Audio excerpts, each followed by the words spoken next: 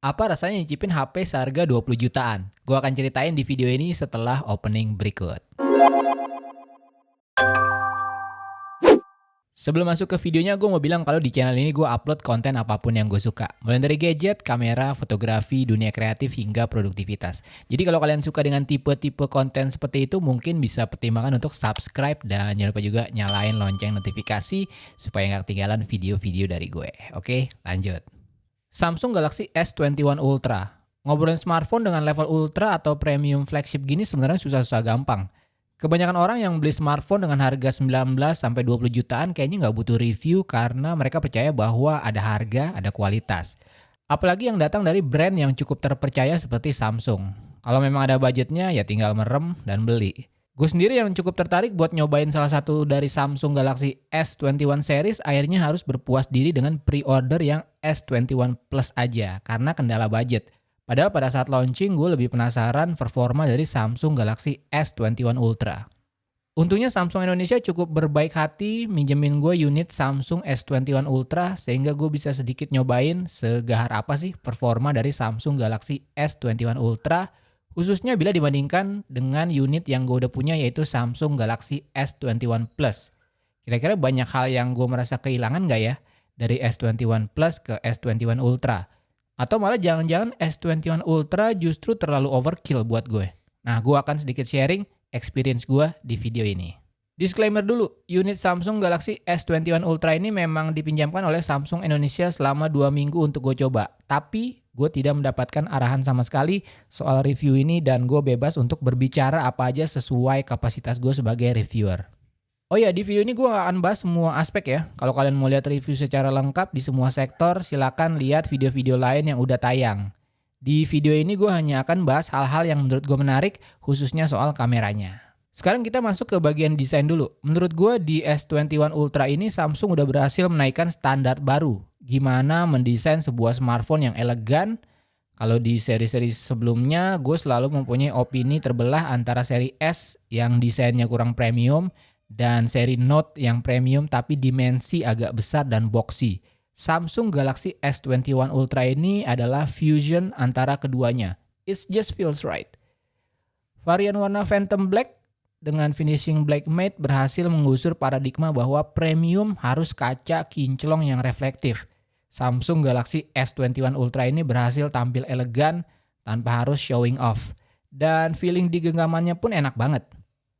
Bump kamera hitungannya masih cukup besar, tapi menurut gue bisa dimaklumi karena dua alasan. Pertama, karena spek kamera yang lebih advance, dan yang kedua karena konsep desain yang lebih fresh, di mana seolah-olah frame metal di bagian samping membungkus kamera setup dari Samsung Galaxy S21 Ultra ini.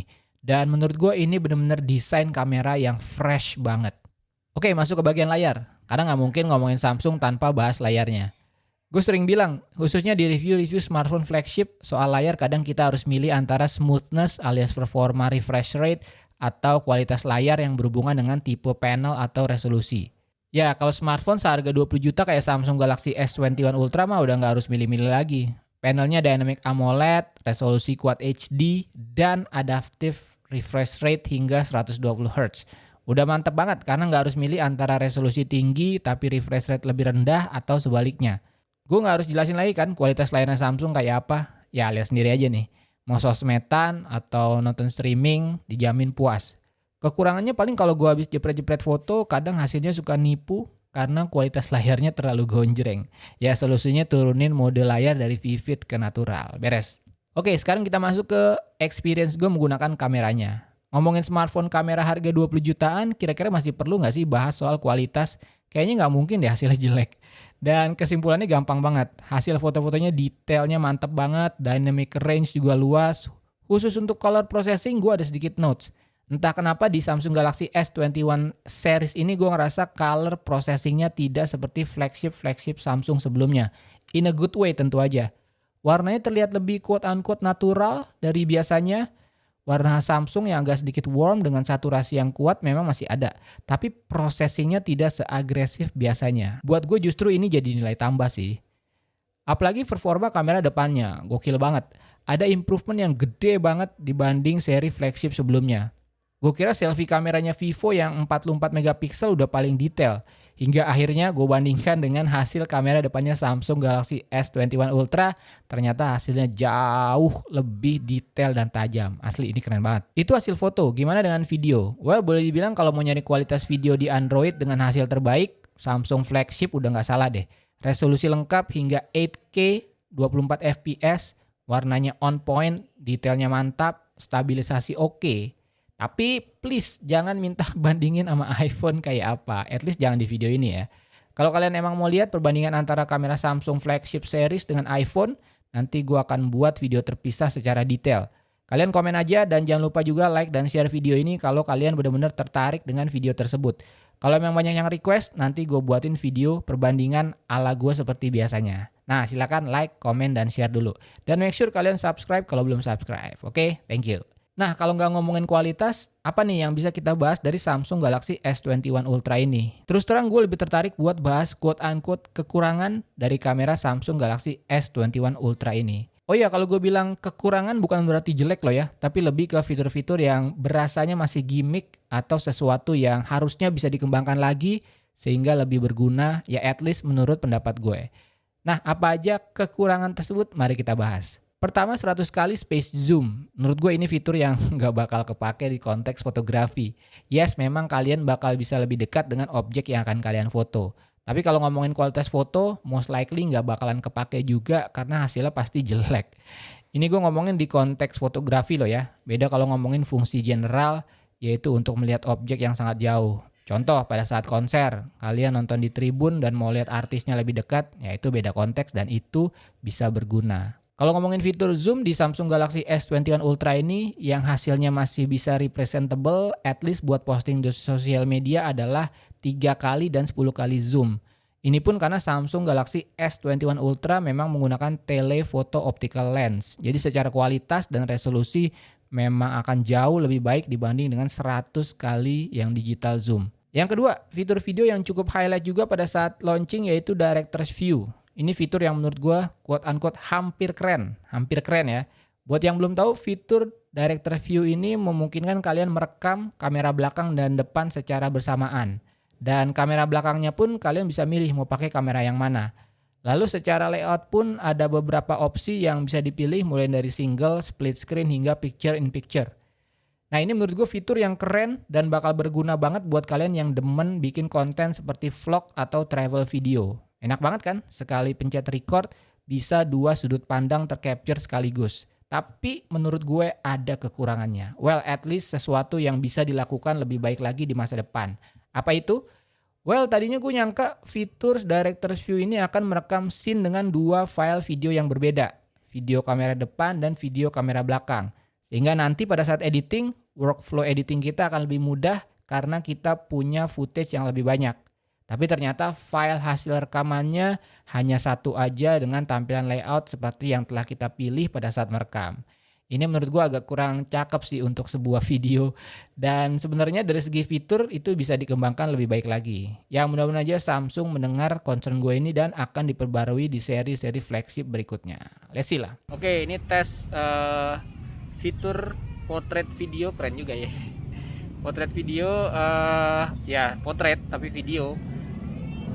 Ya, potret video ya belakangnya blur lah, dan muka gue itu tajam banget dan blurnya pun bisa diganti-ganti. Ini yang blur, ini big circle. Nah ini kayak kalau malam keren nih, malam mungkin backgroundnya itu lampu-lampu itu pasti keren banget nih kalau background lampu-lampu circle gini. Terus ini color point sama ini yang keren. Ini efek glitch bisa dinaikin misalnya. Fitur gimmick tapi menurut gua kadang-kadang bisa keren juga sih. Apalagi yang blur ini nih. Ini menurut gua oke kalau lo buat ngevlog nih oke banget sih. Oke. Ini fitur portrait video. Oke, ini fitur pro video. Tapi sebenarnya dari fitur pro video ini gue mau cek adalah kualitas mikrofonnya. Jadi kualitas mikrofonnya ini ada 3 pilihan. Ada Omni, Omni ini adalah capture sound equally from all direction. Jadi dia akan mengcapture suara dari berbagai macam sudut gitu, omnidirectional lah gitu. Nah ini adalah yang sekarang gue lagi pilih adalah omnidirectional. Jadi dia akan capture dari depan, belakang, dan sekeliling. Mari kita lihat kualitas mikrofon dari omnidirectional ini seperti apa. Tes 1 2 3, tes 1 2 3, tes 1 2 3. Nah sekarang gue akan ganti ke front microphone. Kita akan lihat front microphone-nya seperti apa dalam 3 2 1. Nah ini adalah kualitas mikrofon dari front. Jadi ini akan ngambil suara hanya dari kamera depan gitu. Jadi mungkin harusnya ya, gue juga belum tahu, belum dengar, harusnya suara gue ini jadi lebih jelas dari yang tadi gitu. Again, ini adalah kualitas mikrofon front camera. Jarak dari mulut gue sebagai sumber suara ke HP sekitar ya berapa puluh senti lah, 20-30 senti. Again, ini front camera mikrofon.